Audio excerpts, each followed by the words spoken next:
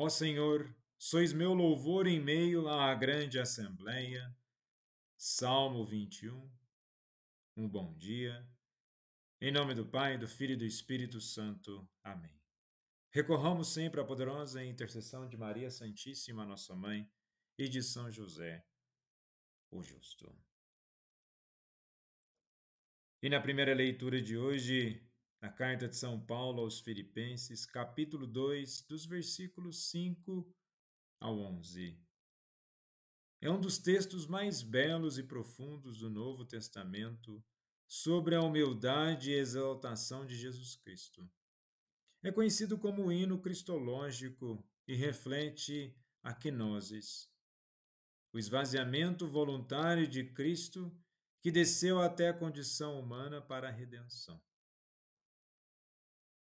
E Paulo, escrevendo aos Filipenses, usa este hino como modelo de conduta para a comunidade cristã. Ele chama os cristãos a terem o mesmo sentimento que houve em Cristo Jesus, conforme está no versículo 5. Ou seja, uma atitude de humildade, serviço e obediência. E este texto está inserido em uma carta que enfatiza a alegria e a unidade em Cristo, mesmo em meio a dificuldades e provações. Paulo estava preso ao escrever essa carta e queria encorajar os filipenses a perseverarem na fé, observando o exemplo de Jesus. E este hino aponta para a essência do cristianismo, a humildade e o amor sacrificial de Deus encarnado. O interessante é que no versículo 6 temos a palavra natureza, do grego morfé, que denota a essência de algo, aquilo que o define em sua totalidade. Isso afirma a divindade plena de Cristo, pois ele possui a mesma essência de Deus. E Paulo, aqui, combate ideias errôneas, enfatizando que Cristo é verdadeiramente divino. E na sequência, não considerou ser igual a Deus algo a que devesse apegar-se. E a palavra grega aqui, arpagnon, como apego ou algo para ser usado para vantagem própria, sugere que Jesus não usou sua igualdade com Deus para benefício próprio. Ele não se apegou aos privilégios divinos, mas escolheu um caminho de humildade. E no versículo 7, o termo kenosis, conforme eu já mencionei, significa literalmente esvaziamento.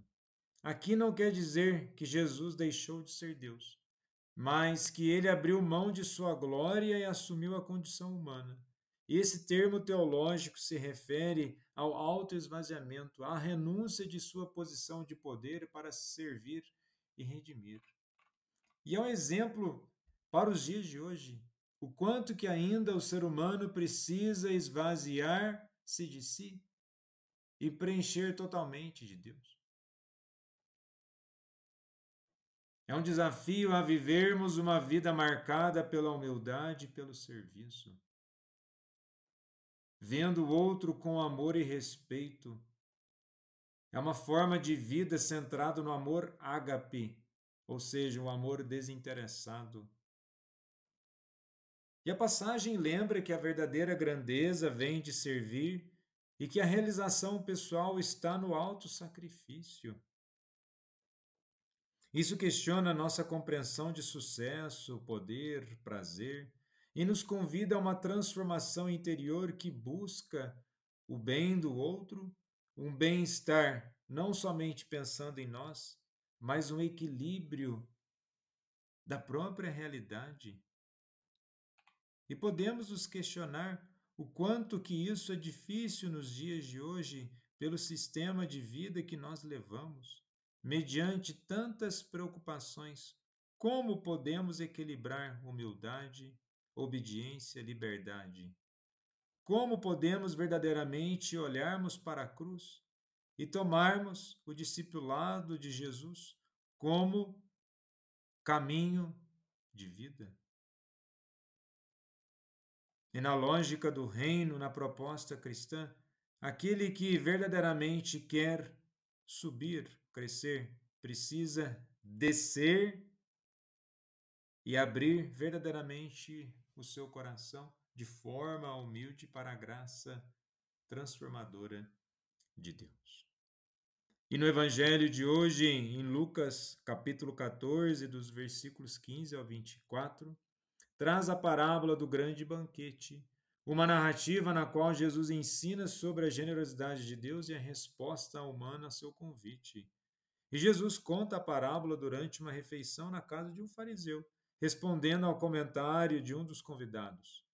Bem-aventurado aquele que comer pão no reino de Deus. E a parábola é uma resposta a esse desejo de fazer parte do reino e explora o tema da rejeição e da inclusão na salvação oferecida por Deus. E Jesus, ao comparar o banquete oferecido a todos, faz isso comparando ao reino de Deus. Mas nem todos respondem ao convite. Os que foram originalmente convidados recusam participar, alegando várias desculpas. E vejamos, nós achamos que o banquete é algo tão somente isolado na vida, mas não é uma situação, uma circunstância. Muitas vezes, o ser humano corre o risco de recusar a participar do reino de Deus como projeto de vida, uma negação da própria presença de Deus. E depois querem que o resultado de suas vidas sejam diferentes.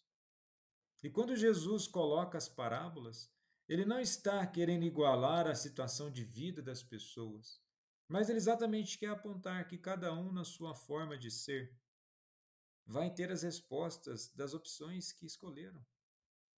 O ser humano não pode se tornar um ser muito mimado, achando que ele faz tudo o que quer hoje e não haverá consequências.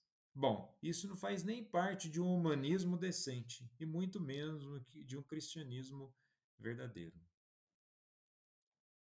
E voltando à questão da parábola, aqueles que originalmente convidados recusam a participar, dando suas muitas desculpas.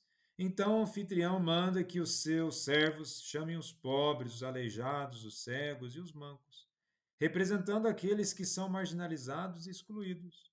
Quando ainda há lugares vagos, ele ordena que busquem mais pessoas, até que a casa fique cheia. E a parábola destaca o caráter universal do chamado de Deus, bem como as consequências da recusa em responder a esse convite. E vejamos, nessas semanas nós temos as leituras sobre o grande banquete, no pensamento sobre a questão do juízo final, numa dimensão da finalidade das coisas. A rejeição do convite não é simplesmente algo isolado, conforme eu disse. Já é uma apresentação de uma mentalidade, de uma ideologia que pouco a pouco vai colocando a ideia de Deus de lado.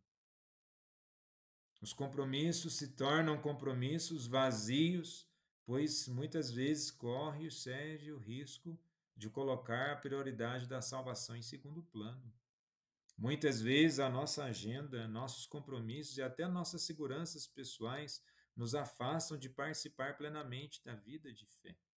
E Jesus nos lembra que o convite de Deus é urgente e que não devemos adiar nossa resposta. Devemos refletir: estamos realmente prontos para aceitar o convite para o banquete divino? Ou temos desculpas que nos impedem de participar? Tal reflexão certamente nos ajudará na nossa maior conversão. Jesus, manso e humilde de coração, fazei o nosso coração semelhante ao vosso.